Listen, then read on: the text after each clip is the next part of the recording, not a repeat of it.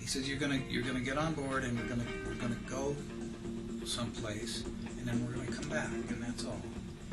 And he said, but I want to tell you ahead of time, your brain will no longer be the same.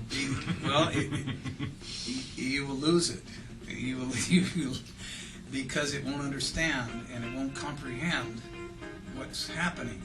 So use your mind, use your feelings, come from your heart, meditate, go into a focus point, and go to your higher thoughts and feelings, rather than worrying about what was going to happen.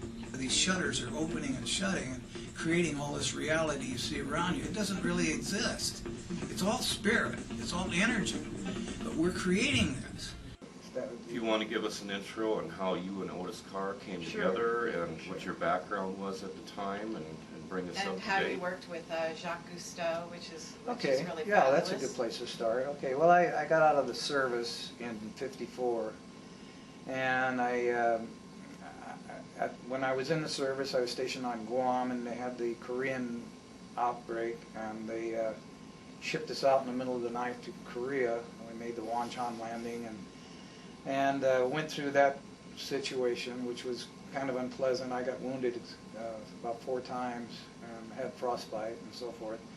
And I became very, very discouraged with the military, totally, because of the, everything. And I was an objector from the start on killing people, so I'd shoot in the air or whatever. They didn't care much for me. But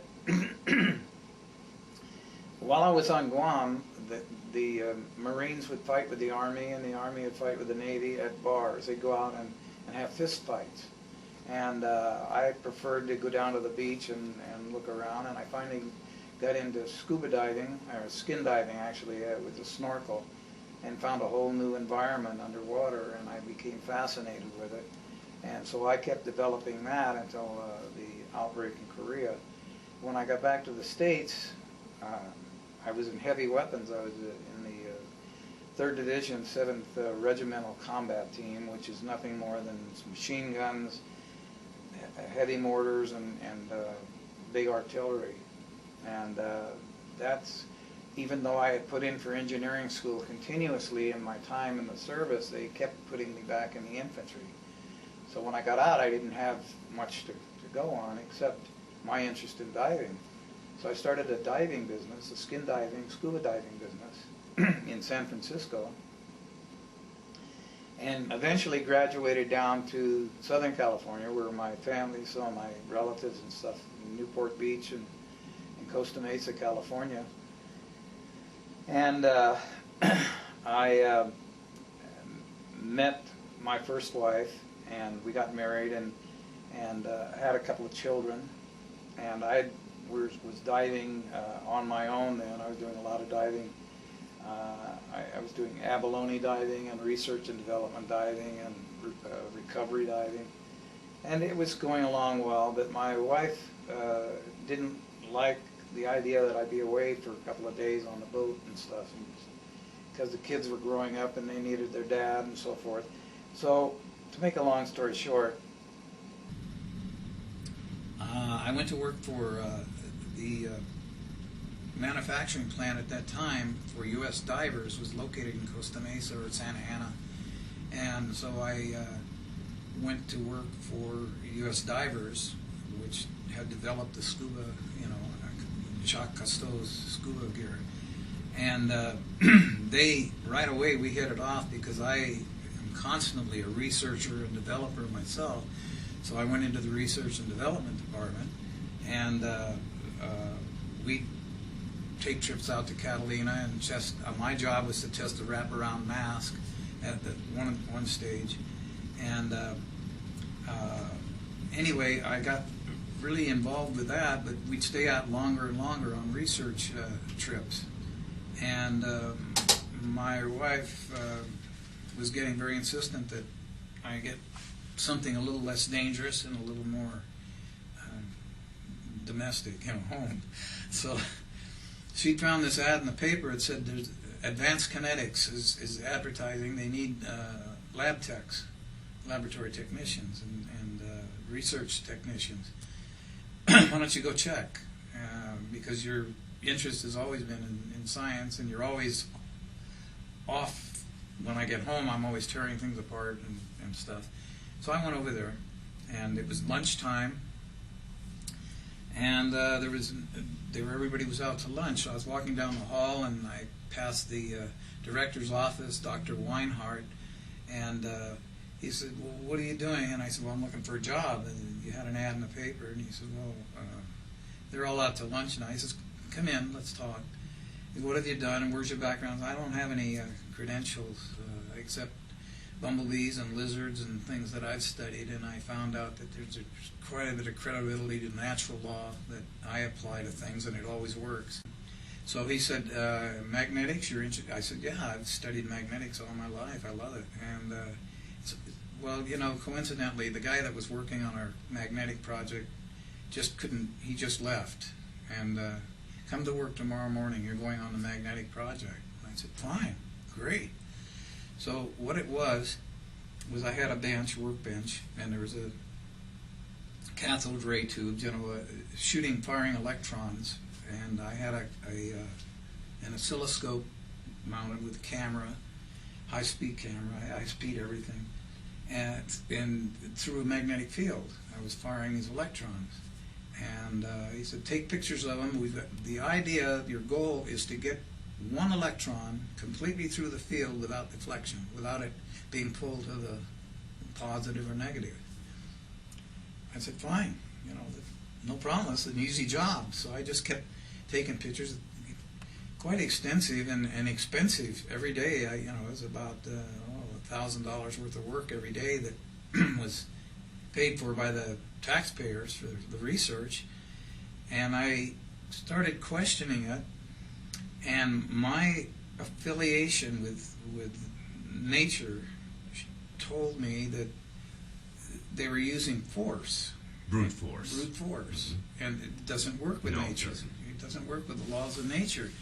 So I said, this is never going to work. I can appreciate this guy leaving. He got fed up, and I was getting there fast. So I went home, and I'd gone to garage sales and collected, I had an audio amplifier, I had a frequency generator. I had different things at home that I tore apart a TV and got a cathode ray. I started the experiment on a small scale in my living room floor, and I set it all up and got everything the way I felt it should work. And I, instead of forcing the electrons, I pulsed them. I just gave them a pulse, and that's all I did. And they, on their own, started a circular motion. Attracted in their own pattern and how much they wanted to at a precision Yeah, and moment. they went from negative to positive all the way through to the end of the You're just feeding it back to the source. And I said, my God, that was simple, because the first shot went through, and then I did many, many more, and they all went through without deflection at all. And I said, I'm happy. This is going to give me a raise, maybe. So then the next experiment, on the bench next to me, they were working on levitation. Other technicians, other engineers were working. In what department were they Or working in with? advanced kinetics. The laboratory was huge, and we had different, different workbenches, and they were working on lasers to the moon and levitation. So there was different Government interest, of course, involved in some of the projects as well. The government was funding this. This is all government-funded research. Department of Army. I don't know. Just to get back to your story, though, of so you had developed this pulsing, Right. and in the next, you're saying next door? The next bench over, they were working on levitation, and they had these just coils, iron with a copper wiring, and they had steel balls, and they would put them on top and fire it up, and they would levitate the ball for, I think, 4 to 8 minutes, and it would burn the coil out. And they were called igleotrons, I believe is the correct term for them. And they'd have to go to supply and get another one, and get another one. They were burning up 2 or 3 or 4 of these. And they were in those days, that was the 50s, they were like $400 a copy. And they were just, we don't care, we got plenty of them. And they were burning these things up. So The other experiment I did at home was I took a 15-inch woofer speaker that I got out of a garage sale or, I don't know, sound system somewhere, and I put it just flat on the carpet on my living room floor and attached my audio amplifier to it, and I started experimenting with like acoustical levitation, thinking, well, you know, they're using this force to push up and they're using a lot of power. I'll try sound waves. I'll try you know, sympathetic vibrations or whatever.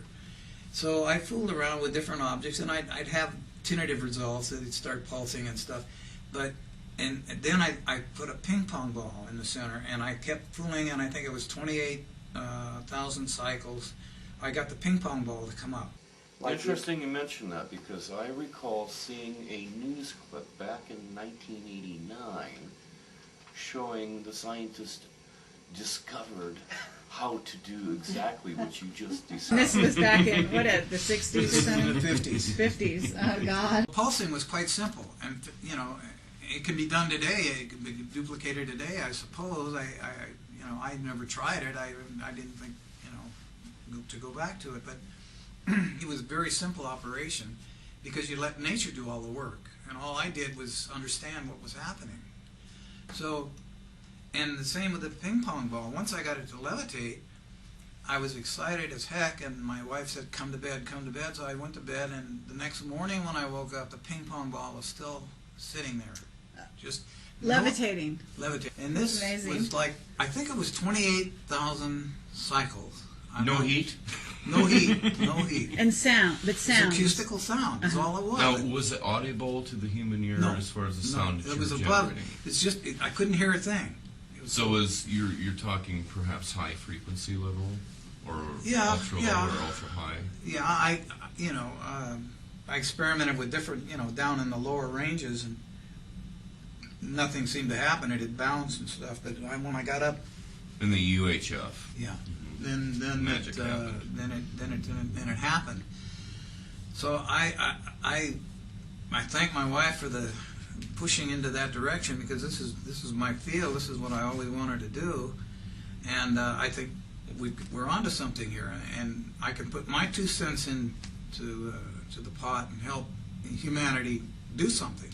Way back then, you knew all this. Oh yeah. And so, but you took it to these guys, right? And how did they I took react? it to Dr. Weinhardt himself. I took Polaroids and I wrote up papers on it, just like I did with my at the lab. And I took it into Dr. Weinhardt, and he says, "Close the door. Come in. Sit down." He said he looked it all over and stuff, and he said, "Yeah, I know it's that simple, Ralph. I know that. I know that. But this is a government-funded research facility. We count on the funds to keep us going. We're not necessarily interested right now in finding the answers. We're interested in looking for them. And we get paid handsomely for looking for the answers." And I said, "Well, here, look, this works. I mean, maybe I don't know what I'm doing, and maybe it's not right. But I thought if I turned it over to the boys here, we can come together, and this is a lot simpler than $400 a copy for igliotrons and wasting our time with the cathode, that you got set up." And he says, "Well, I can appreciate what you've come up with, and I didn't think you'd get there this fast with this because of your interest in natural law. But I'm going to have to shred this." He had a shredder right there. "I'm going to have to shred this and tell you to go back to work on what you were doing." Well, right there, my whole world collapsed. I mean, I thought, where am I? I mean, I didn't, my whole attitude, my whole demeanor towards the world Right. changed. Who are these people anyway? Yeah. And who are they really working for? Right. That's exactly the way I felt. So So eventually you actually left the job, right? Yeah. You just got... To make a long story short, I went back, I worked another 2 weeks, and I couldn't stand it. That's it, I'm done. So, but during this period, I started meeting people, just coincidentally, who were most people I talked to outside of the lab didn't want to talk science. They wanted to talk other things. So I had very limited contacts with other people that were interested in science. Except I started meeting, I met this one person that said, well, you know, what you're talking about is exactly what they're talking about in these meetings that I go to. And the name of the meetings are called Understanding.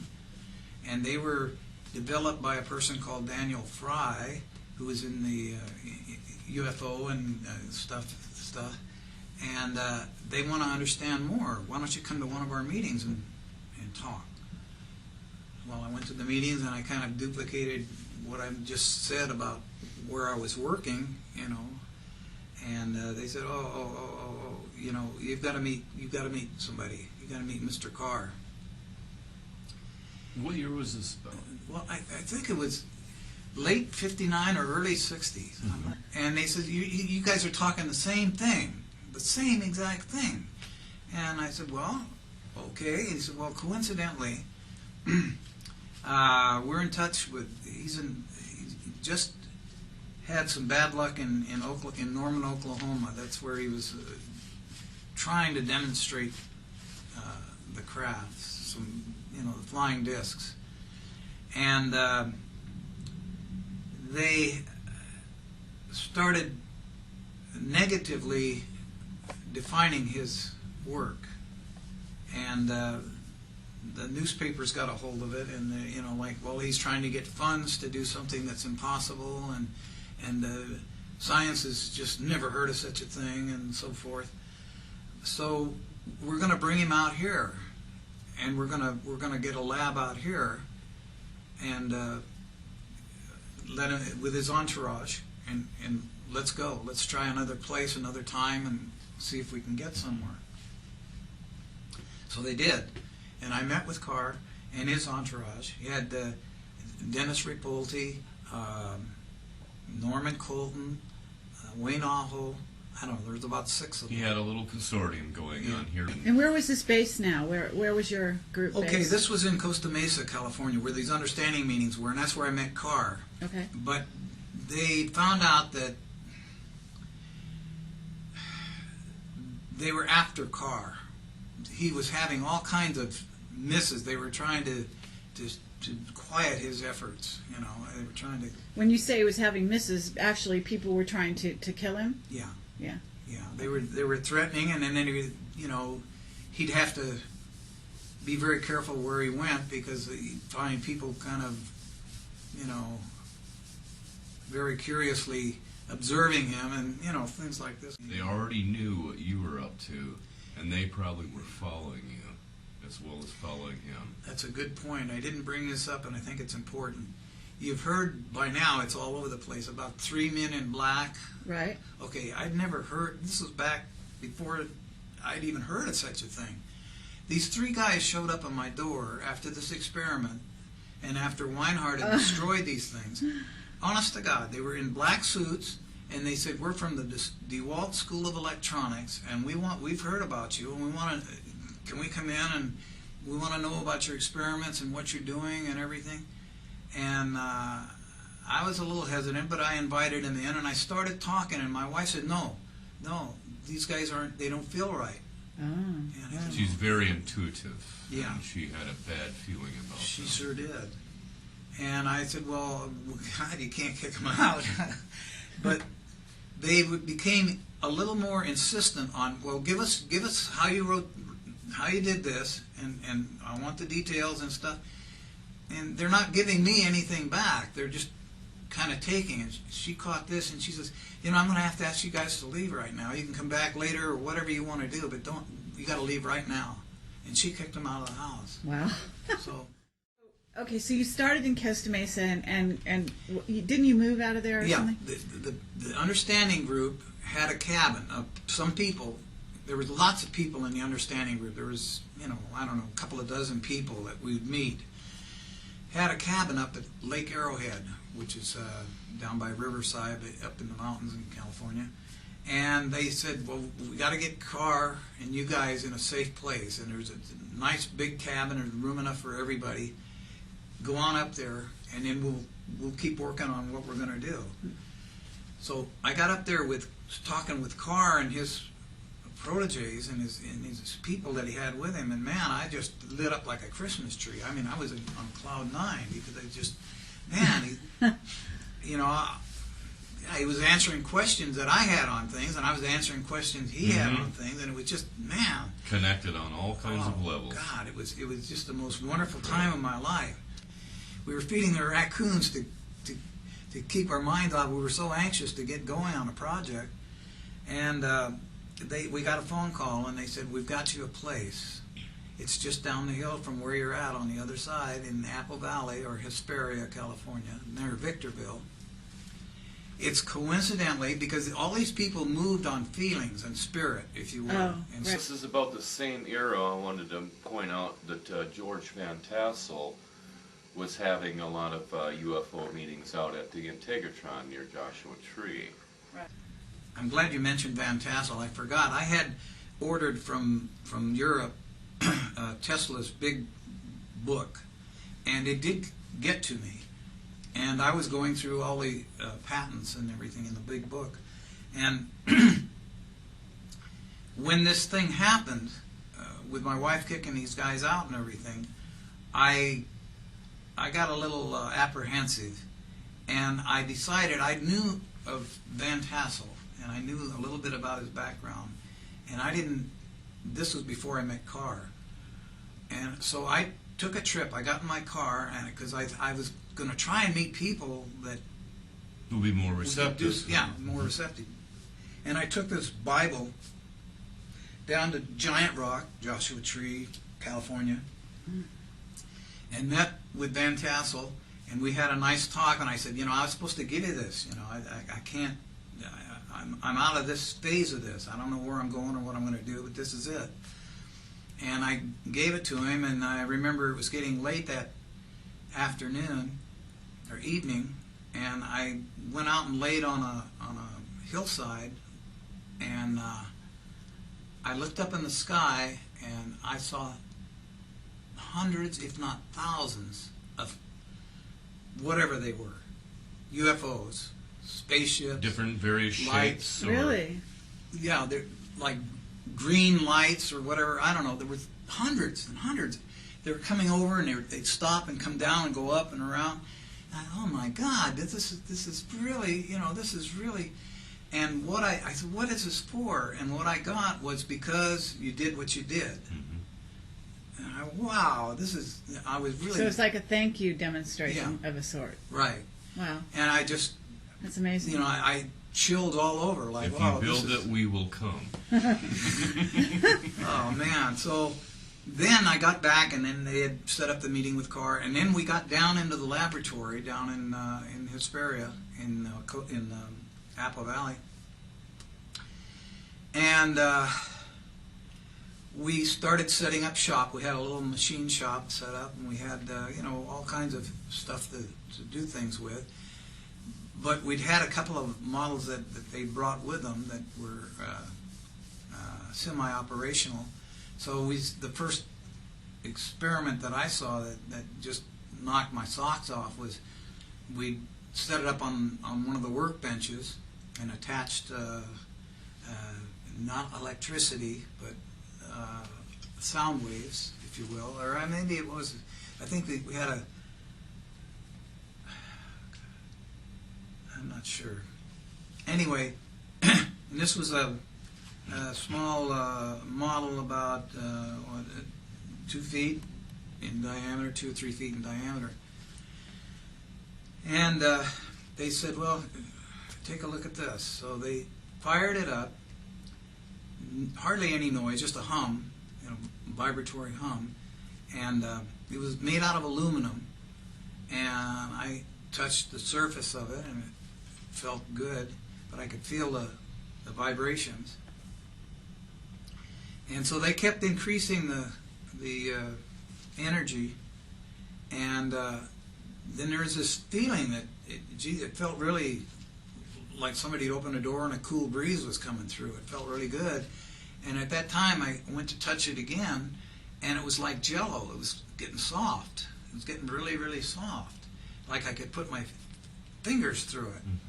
Better than Jell-O because it didn't stick or anything. I put my hand in and pulled it out. Oh my like that. goodness! Like that. And what did it feel like when your hand was Well- inside of the gelatinous material? Did you feel any? It was the same tingling that we were all feeling in this room. That we had accelerated our efforts.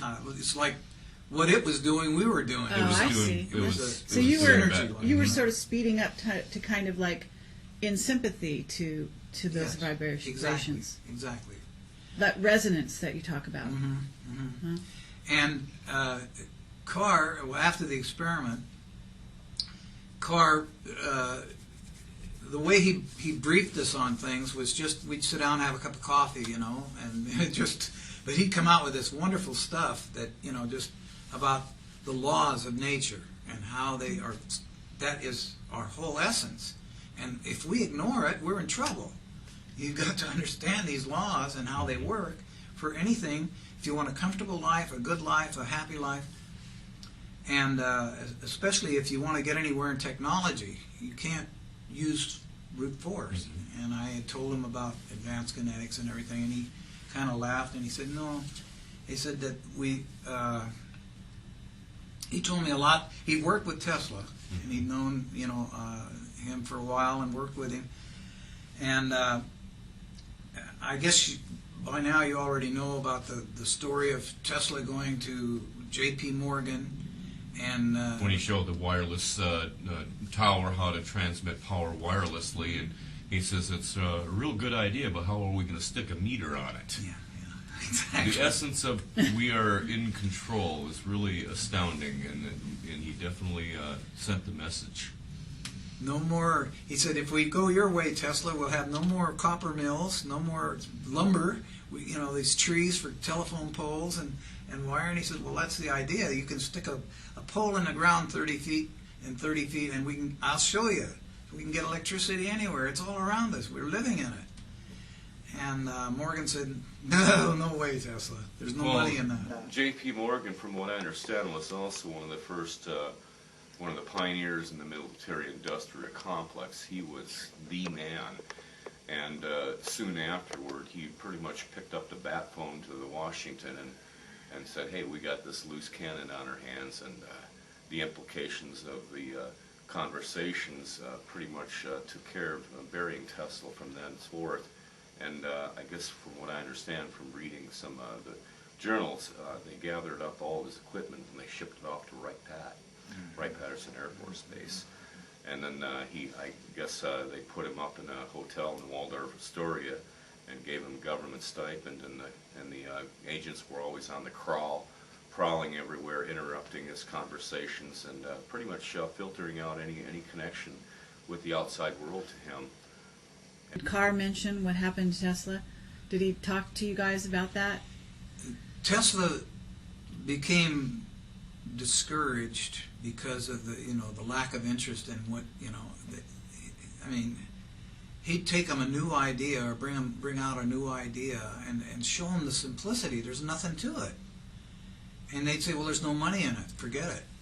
And everything he'd bring up, So it was Carr's point of view that the Tesla was discouraged, but did Carr sort of relate his being hounded by the military or being, shadowed and so on as Tesla? being this, what happened to Carr as being the same thing that happened to Tesla? Yeah. In other words, did he talk about that at all, Carr, before he died? Well, I guess, I don't know.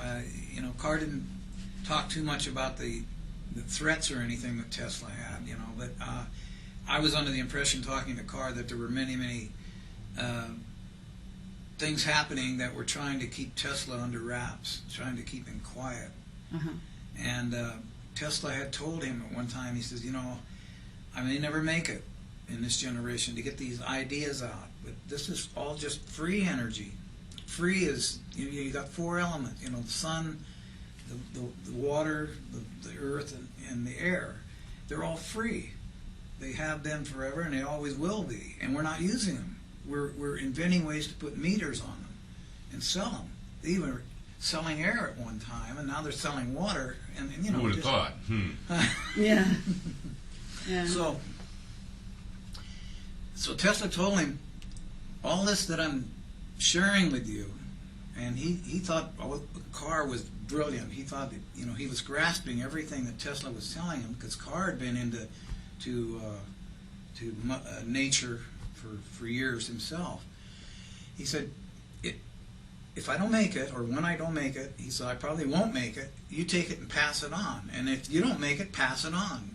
But it's going to get worse, because they've already challenged nature. Man, way back there, had challenged nature. And what goes around comes around, natural law. It will come back on them. Basically, Carr did exactly what Tesla asked him to do. Yes. He took it forward. Yeah. In a sense, you are taking forward what Carr. Oh, you bet. What Carr? I mean, you seem to be the person, that's like a descendant of Carr in that line. Am I right? Yeah. Yeah, I would say so. I mean, it's so amazing to me that you're so unknown. Well, there was many reasons for that.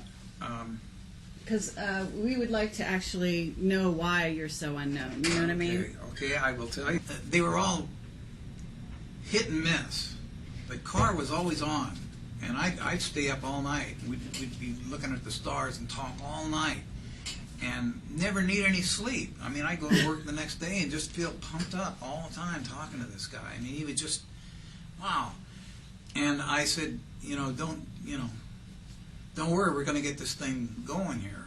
And he said, they're closing in. They know he's in California now. And we were on some of our experiments on some of the crafts. We operated different principles, and some of them would create a corona around the outside of the. Mm-hmm. We'd operate these little. The dielectric principles right. of the ionization process. Mm-hmm. And so, even though it was daylight, sometimes you'd see these things, and the people in the valley were that was the era of flying saucers and stuff. So they thought, oh my God, this place has got flying saucers around here and stuff. Well, that and the fact that the powers that were trying to reduce Carr's activities was following him, trying to find him. So he said, well, we're just going to have to keep working on this. Carr had made arrangements, and I went with him to meet with a representative of General Motors car company. And that, I think it was either Riverside or, I think it was Riverside. The guy committed to meet with Carr, because Carr told him a few things that interested him. And so I went with him, and Rapolti was there. And I think Aho was there. And in a very precise way, Carr said, we can levitate these machines now. There's no, we're get off the earth. We're killing a lot of animals. We're destroying the plant life. He says, within a year we'll have these things going, and we can start with the automobile. That's obsolete. We can get these things going. And then homes, and which is my interest. I've always wanted, why not? Like the Jetsons, for instance, floating homes, and then maybe cities, and then maybe, countries. Who knows the end of it? But this guy got real aggressive and said, you put them up there, Carr, and we'll shoot them down. That was his words. You put them up and we'll shoot them down. Wow. And I was flabbergasted, like, well, why? What? Mm-hmm. He says, well, you're advocating an energy field that that there's no money involved. We can't, We have no means of controlling it. It was his premise here, right? No doubt. Because you're pulling energy out of the air, which is all around us, and using that to transport or teleport or whatever. So he basically, you guys just walked out of there and said, okay, what did Carr say? Did he say, okay, I won't do it anymore? Or did he say, what did Carr say? I'm just curious after that. I don't remember his exact words, but it was very sort of a humble. standoff. It was very good the way he said Oh, it to really? this guy. Yeah, he said, he says, it's only a matter of time till it comes back and you can't stop us. You yeah. can't stop it. Yeah, it's here. Whether it's here today or tomorrow, it's here, and it's rapidly approaching the point where it has to be, not want to be, but has to be. And he said, "I'm sorry you don't, see our point, because we were willing to work with you. You could fund us, and we could show you what we could do." And the guy wasn't interested, so we just left. And that was another acquaintance that I had with the system that we live in. I mean, I could never accept. We went back to Apple Valley and said, let's get the 45-foot craft going. Let's have people on board. Let's and we'll document it, and we'll have the proof, and then we'll find ways. And we had the understanding group finding ways to let people know what we were going to do. We're going to have live demonstrations eventually. Make a long story short, we went through stages, and we finally got to the big craft. There was actually two of them, but there was the one craft that we were ready to try and experiment with. And how big was that again? 45 feet Okay. diameter. And we were, by that time, we didn't have any fences or anything around us, and you could see the thing from the roads and stuff, and we knew that, only a matter of time till the looky-loos started getting there, but we didn't care. We knew we had to do something because now General Motors is going to go tell whoever what we're proposing, and it won't be long before they find out what we're doing. Well, he says, "Come on, we're going to go." He got us into the briefing room, and he told there was three of us. And I don't remember who the other two guys were now. It wasn't Rapoli, it wasn't Colton, it wasn't Aho. But there was three of us, and he said, "What you're going to do, you're going to get on board. We're going to go downrange." We had a 65-mile range in Apple Valley, and where we eventually wound up was about 10 miles, I think, downrange. He says, "You're gonna get on board, and we're gonna go someplace, and then we're gonna come back, and that's all." And he said, "But I want to tell you ahead of time, your brain will no longer Be the same? You will lose it. You will because it won't understand and it won't comprehend what's happening. So use your mind, use your feelings, come from your heart, meditate, go into a focus point, and go to your higher thoughts and feelings, rather than worrying about what was going to happen." So he said, "It's going to be a strange experience for you, but it will happen, and we will document it." And so we got on board, and what it was there on board, it was just a small, like a crystal ball in the center. It wasn't actually in the center, it was off center a little bit. And it had I think it was a laser, I don't know, but there was a white light coming up from the bottom of it, shining up through it. And it just beautifully broke the color spectrum into, like, from infrared, red, orange, yellow, all the way around 360 degrees. And to anywhere you wanted to go, any degree you wanted to go in the color spectrum was there. And I said, "Boy, that's beautiful."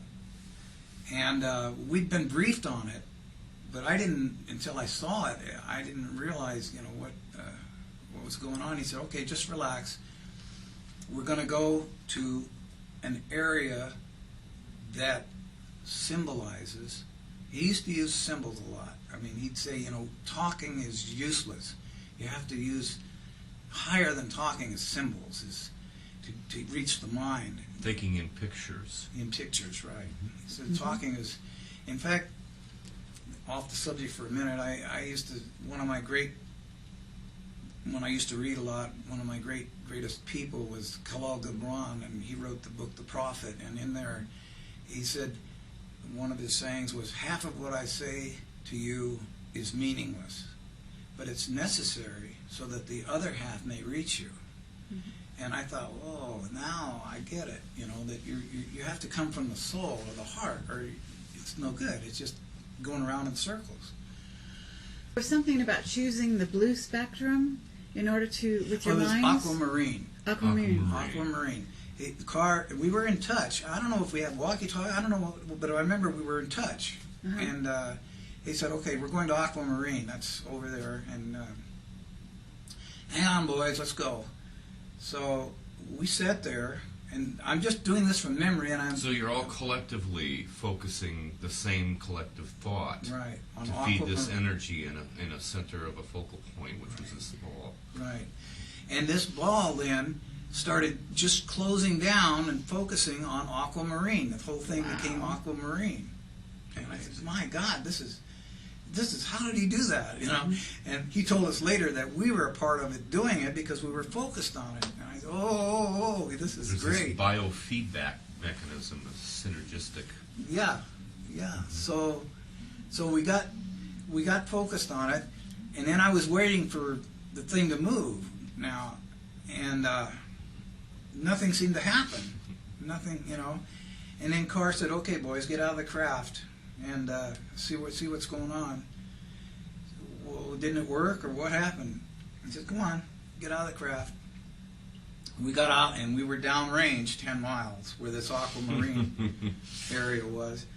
And within this whole process, you're talking about probably a few minutes. oh, yeah. You know. Yeah, I'll get to the timing in a minute on it. But so he said, "All right, pick up rocks, put them in your pocket, take some grass or whatever you can find, some tumbleweed, whatever you can find, and get acquainted with where you're at. Because when you get back, you're not gonna remember any of this." I mean, that was the gist of the whole thing. So we did, and we got back on board, and then we were back, and we got out of the craft, went into debriefing, and said, "Well, what happened?" You know, we thought, it didn't work, did it? He said, "You don't think it worked? Check your pockets." And so we checked our pockets, and here's these dang rocks, and I had grass stains, I had everything. I said, "Oh my God!" But did you have you didn't have memory of No this? memory. Oh, amazing. No memory. Your memory was. Right. No memory at all. I remembered later being there and picking up the rocks, but then it was just like Like it was a dream or something. yeah, like it was a dream. Exactly. Like you advance your imagination to a point, and then you'd forget about it. And so I thought this is the most incredible experience I've ever had. And he said, no, it's simple. Your brain is there to operate your body. You're in a vessel here. It's an illusionary vessel that people don't realize because we're creating it in microseconds. From 1 second to the other, these shutters are opening and shutting and creating all this reality you see around you. It doesn't really exist. It's all spirit. It's all energy. But we're creating this. And he was blowing us away, and he said, but your brain has a capacity limit. It goes to a certain point of its responsibility, and unless it's in touch with the mind, unless it consents to be in touch with the mind, which The is higher mind, really. well, yeah, that's the mind of all of us because we're all one.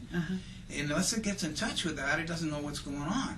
Am I to presume that at that moment that you had that flight of that 10-mile distance, your brain was being stretched like a rubber band, but when you went back faster than the memories of the experience could come back, and your brain could realize it. Yeah, something like that. I don't know, days later or months later, you could remember, like you said, picking up the rocks then. Yeah, but I don't remember any movement whatsoever. I mean, I don't. You don't remember the like craft moving, or you don't I'm move your sitting body here, moving. And the ball turned to aquamarine, and they said, get out of the craft. We got out, and there was motion there. I don't remember too much of that, but I remember it being outside. And then I guess we got back in and back to the base. But to us, it was at least 15 minutes. Normal time. Normal time, yeah. I figured, we'd be gone about 15 minutes. So there's a time variation Yeah. going on here. So And Carr explained it. He said, like, Well, it's simple. People don't realize that man, in a sense, created time. Time doesn't exist in essence. It does when we create it, and we have a beginning and an end to something. We call that time. But it says, in a greater reality, there is no time. And what? That's like the eternal now. Yeah, and that we pegged it at 15 minutes, and just a few seconds. He says he just went outside and back in time. I mean, it's just what you call it, what you created, is what it is. And since then, I've had experiences that have told me that just don't talk about it to anybody, because it doesn't. Most people are not interested because they're tied up with the creature comforts and so forth. And a lot of people, when I start getting close to it, they get a little fearful because they don't understand, that, and they of course think I'm. What happened after? I mean, you made that test flight, right? Right. And so you didn't make that many test flights after that, is that right? You guys got closed down somehow? I did the one test flight, and then we did some things that were there at the plant, but we didn't go down range or anything, because it was just about within 2 weeks after that the FBI and whoever these other guys, CIA or whatever, No such agency. weirdos, they came in to the plant. They came over with all their bells and whistles and said that you're shutting down right now. And we asked why, and they said, well, because of your threat to overthrow the monetary system of the United States of America. That was their ploy. That was their. And the issues of national security and what have you. Mm-hmm. And we're confiscating everything. And they went into the offices, and they went into the lab, and they started just confiscating everything. And then they briefed us, or debriefed us, yes, and told us, in essence, this is you guys are wrong. You're attempting to overthrow the monetary system. and this is what we're going to do to you if you don't cooperate. That was it. Sign here, here, and here. Well, did they have you sign something? No, I didn't. I don't remember signing anything. And what about Carr? Yeah, they might have had him. He got really, really. His health started going fast after that happened, and I don't know. So I don't know. So you were working on this night and day, pretty much at that point. Right. So you guys disbanded based on these people coming in. Yeah, and they said you're no longer allowed to. On no uncertain terms. No uncertain You will terms, cease and and desist. we're watching you. And So what did you do then? What did you do? Did you just go home and did you try to work in secret at all at that point, or anything like that? I tried to do it on my own, which I found out is you can't do it. You got to have other people. So you and Carr, did you stay in touch after that? Well, they told us not to, so I, through understanding, I was in touch with Carr, and I said we'll get together again. But he was really, he said no, I don't think we're going to make it this time.